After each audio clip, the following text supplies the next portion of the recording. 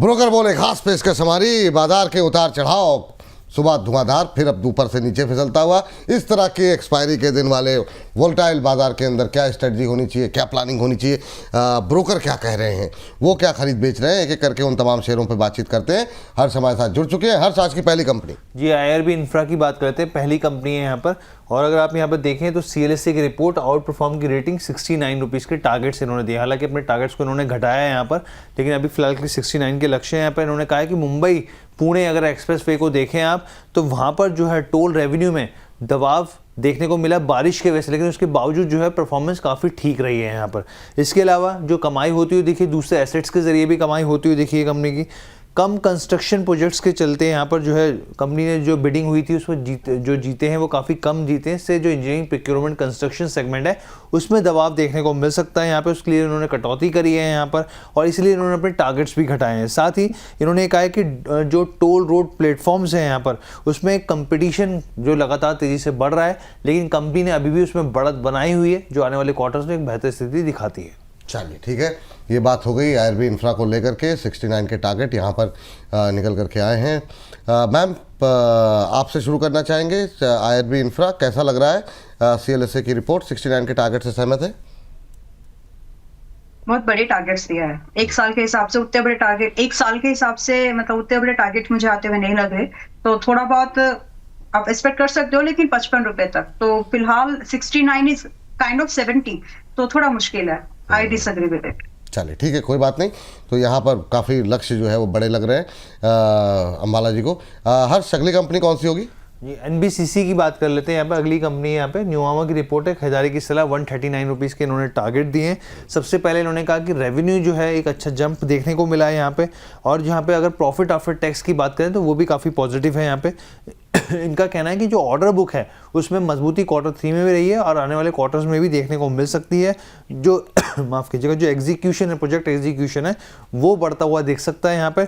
अभी अगर आप देखें तो करीब 33 अरब के आसपास का है, और नए प्रोजेक्ट्स कंपनी जो है वो हासिल करेगी, लेकिन इसमें जो स्पीड है पुराने क्वार्टर के मुकाबले एक सुस्ती ज़रूर देखने को मिल सकती है यहाँ पे, एक धीमापन देखने को मिल सकता है। अगर आप EPS की बात करें, FY26 एस्टीमेट के हिसाब से इन्होंने 7% किया है। अगर आप 27 एस्टीमेट की बात करें तो 13%, और अगर 28 एस्टीमेट की बात करें तो 12% कर दिया है। NBCC काफ़ी दिनों बाद किसी ब्रोकरेज हाउसेस की रिपोर्ट यहाँ पर आती हुई दिखाई दी है। रचित सर, सहमत हैं आप न्यूआमा की रिपोर्ट से, या आपका अलग व्यू है? आज 2.25% नीचे। सर देखिए, बिल्कुल चल सकता है। ये लेवल्स भी आपको आते हुए दिख सकते हैं, 124 के बाद 136 इसमें। मगर जो अंडर परफॉर्मेंस अभी चल रहा है, बाइंग पोजीशन बनाने के लिए अट्रैक्टिव लेवल दिखता है मुझे 88 से 90 की रेंज में। अगर ये 108 के ऊपर मेंटेन करेगा तो इसका ट्रेंड चेंज होगा। फंडामेंटली कंपनी में कोई प्रॉब्लम नहीं है। 108 के ऊपर खरीदेंगे या 88-90 लेवल्स पे खरीदेंगे, और ये टारगेट्स इजीली आपको देखने को मिल सकते हैं 3 से 4 क्वार्टर के इंतजार में। चलिए ठीक है। चलिए, इस बीच अर्जुन जी कह रहे हैं, विपुल सर आपका शो अद्भुत है। अंबाला मैम, अंशुल सर, रचित सर के साथ आपके शो का कोई जोड़ नहीं है। तो धन्यवाद सर। मतलब आप लोगों की टिप्पणियाँ हम लोगों का भी उत्साह बढ़ाती रहती हैं, तो आप लोग ऐसे ही पसंद करते रहिए। और बाकी चलते हैं हर्ष बाबू के पास, थोड़ा सा और ज़्यादा हर्षोत्साहित हो जाते हैं। हर्ष, बताइए अगली कंपनी कौन सी है? जी, भारत इलेक्ट्रॉनिक्स की बात कर लेते हैं यहाँ पर। और सिटी की रिपोर्ट, खरीदारी की सलाह 525 का इन्होंने लक्ष्य दिया है यहाँ पर। खास तौर पे इन्होंने जिस तरीके से हम देख रहे हैं लगातार बदलाव होते हुए दिख रहे हैं यहाँ पर, और जो टाइप होता हुआ दिख रहा है फ्रांस की कंपनी जो है सेफ्रॉन इलेक्ट्रॉनिक्स के साथ, तो इन्होंने कहा कि काफ़ी बूस्टअप आने वाले दिनों में देखने को मिल सकता है। यहाँ पे जो JV होता हुआ दिखेगा यहाँ पे। इनका ये कहना है कि ना सिर्फ कंपनी के लिहाज से, बल्कि कई इस तरह की चीज़ें जो डील से फ़ायदा भारतीय नौसेना को भी होता हुआ दिखेगा यहाँ पे, और डील से तुरंत कमाई होती हुई नहीं दिखेगी। अगर आप सोचें कि एकदम से आपको रिफ्लेक्शन दिखेगा क्वार्टर्स में आने वाले में, उसका नहीं होगा। आगे चल के प्रोजेक्ट्स जिस तरीके से बढ़ते रहेंगे, आगे कमाई जो आय है उसकी बढ़ने की संभावना होती रहेगी।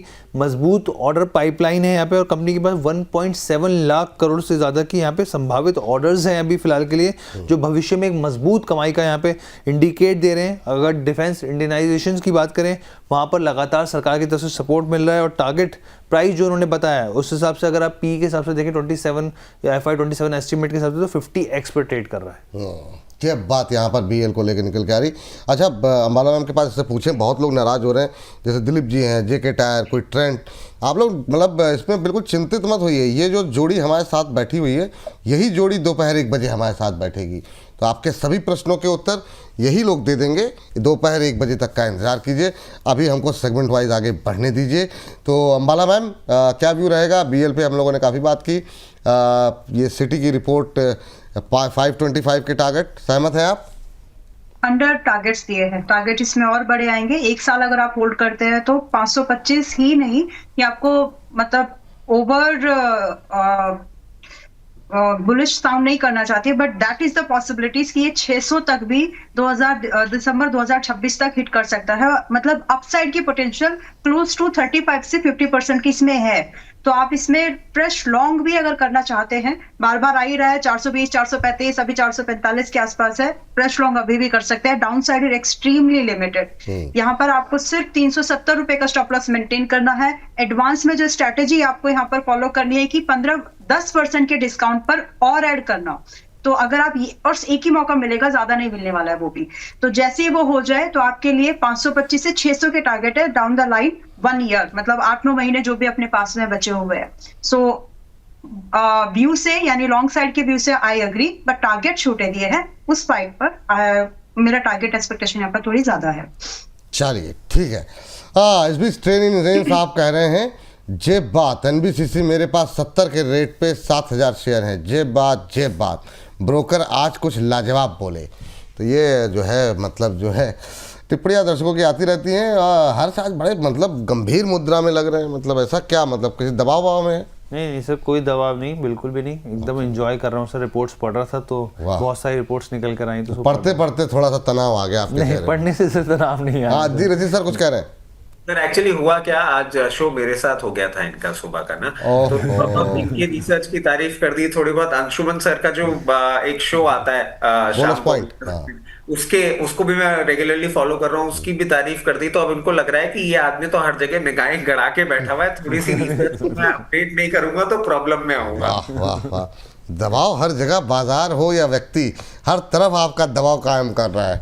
बहुत शानदार सर रचित सर। चलिए हर्ष के पास चलते हैं अगली कंपनी के लिए। हर्ष बताइए। सी इन्फो सिस्टम्स जो मैप माई इंडिया के नाम से जाना जाता है, यहाँ पर एलारा कैपिटल की रिपोर्ट आई है। खरीदारी की सलाह 2273 रुपये प्रति शेयर के टारगेट्स थे। हालांकि जो टारगेट्स हैं वो उन्होंने कट किए यहाँ पे।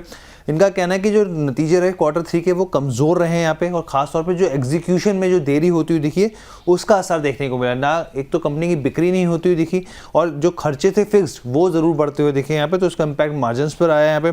अगर आप IP की बात करें, इंटेलेक्चुअल जो प्रॉपर्टी होती है, उसमें भी कंपनी जो है एक अच्छा खासा निवेश कर रही है, लेकिन अभी वहाँ से कुछ आउटपुट निकल के नहीं आ रहा। तो रिसर्च और डेवलपमेंट पे जो खर्च हो रहा है उसका इम्पैक्ट देखने को मिल रहा है यहाँ पे।